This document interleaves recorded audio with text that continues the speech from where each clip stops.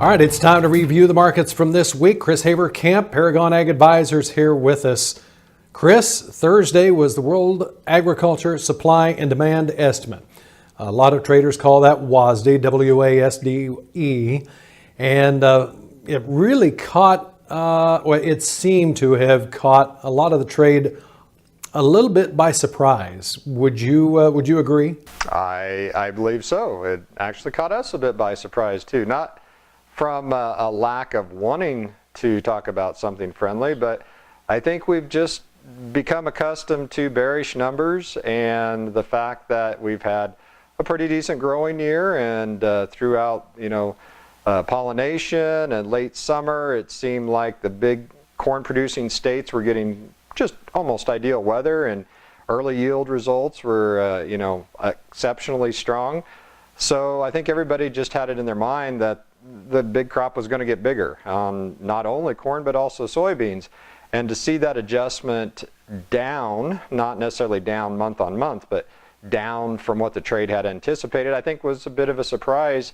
And we kind of have ourselves sitting on what looks like a buoyant market. Hopefully we don't have to go down and make new lows, but hey, at least for a day or two we've got something friendly to talk about. It really did kind of surprise me as well. I was like everybody else, big crops get bigger. That's always been the mantra in the trade. What's interesting about this is the fact that this survey was done before all of the rain hit the Midwest also. I think a month from now, this survey may even have a different look to it.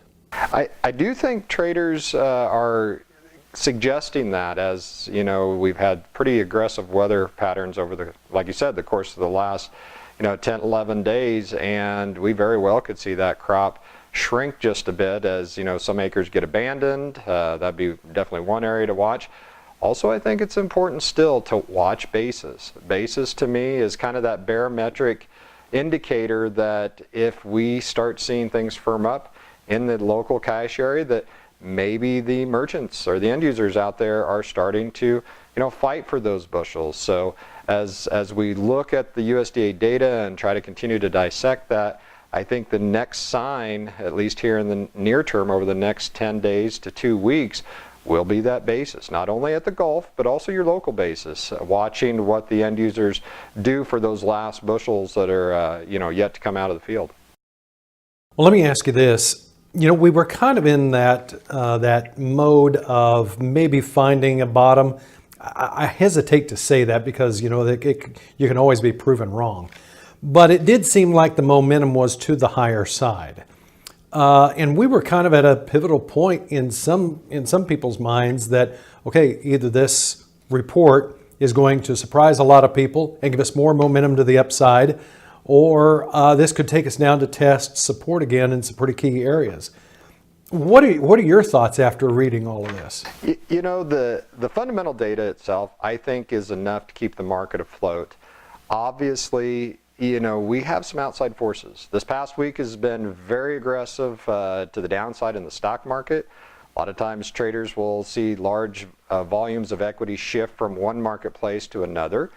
There's been a few that have said, the grain space is missing that buying, and if they come out of the stocks, possibly it comes over in the grains.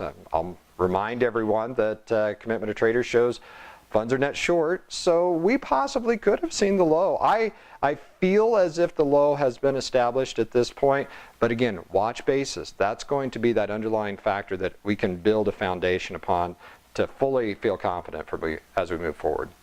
The new crop December contract hovering there right around that 370 mark. That seems to be a line in the sand. We did go about 3 cents above it there on Thursday after the report was released. So if we would close above 370 for several days in a row, could that be the new low, the new support, I should say?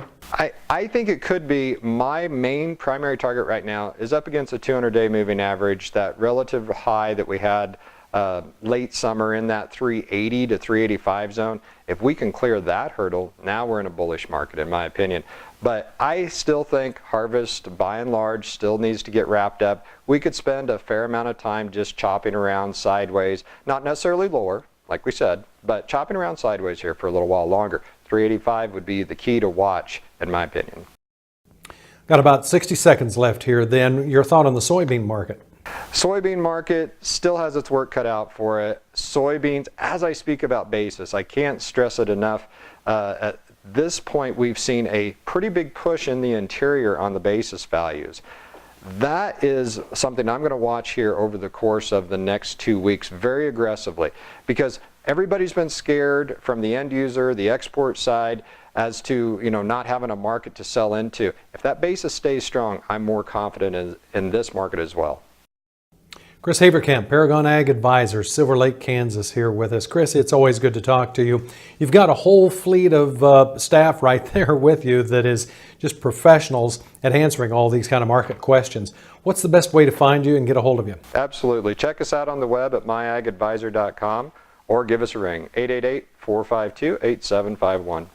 Chris Haverkamp, Paragon Ag Advisors, Silver Lake, Kansas. Be sure and give them a call today or stop by their office in Silver Lake, Kansas, right there on Highway 24. They'll be happy to answer any of your questions and help guide you through all of this market activity. And now, be sure and stay tuned. We've got more of KSN's Agribusiness Weekly still yet to come here. Be sure and stick around. We'll be back after this.